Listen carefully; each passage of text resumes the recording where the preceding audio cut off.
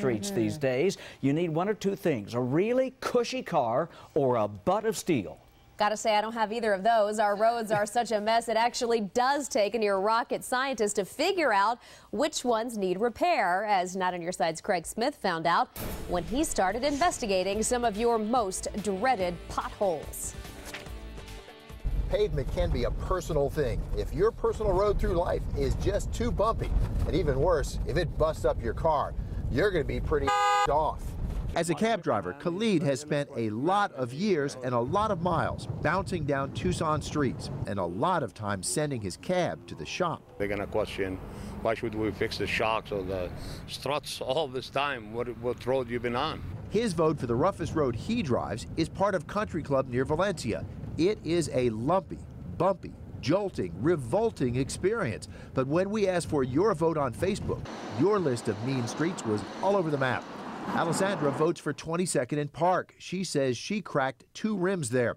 Jessica says at Pima and Columbus, it feels like your axle will split in half. Motorcycle rider TJ says a pothole on 22nd near the Nissan dealer nearly killed him. It's like 2 feet deep, he says. And he's not the only one busted up about 22nd Street. That street's on the list for Erica, Frank, Juan, and Lisa. But would it surprise you to know the reading on your rough road butt-o-meter is not enough to convince the feds to cough up its share of road cash? That's where the city's ARAN van rolls in. Underneath, on each corner of the vehicle, is an ultrasonic sensor. The sound waves measure the slope of the road. This cattle prod looking thing on the front is actually a 3-point laser system, and it's measuring what's called International Roughness Index, or IRI. Cameras look at the road while GPS records exactly where everything is. What's the value of gathering all this technical data as opposed to, say, maybe a DOT supervisor riding down that road and going, yep, that's rough. We've had, customer complaints.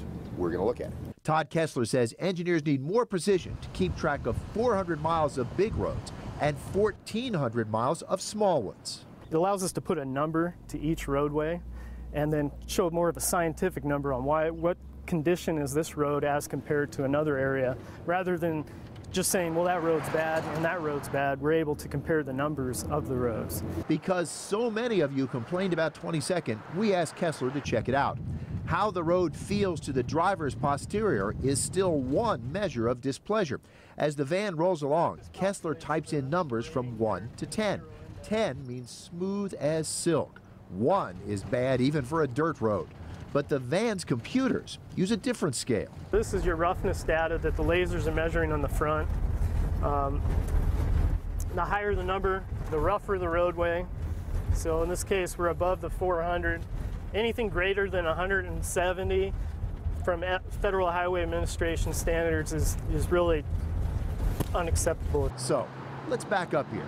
Turns out Alessandra, TJ, Erica, Frank, Juan, and Lisa knew what they were talking about. Boy, did they. This stretch of 22nd is almost 2.5 times worse than what the feds want to see. Kessler rates it as too far gone to repair. Workers will need to strip it to bare dirt and lay down all new pavement. The city's planning to fix up 22nd eventually, if voters approve bonds to pay for a citywide paving program. Even then, depending on the section, the work is still between 2 and 6 years down the road. For now, the city is patching and paving as money allows, while the rest of us keep bouncing down the so-called road, relying in low-tech fashion on just our butts and maybe some jarred teeth to tell us when something's not right. Craig Smith, KGUN-9 on your side.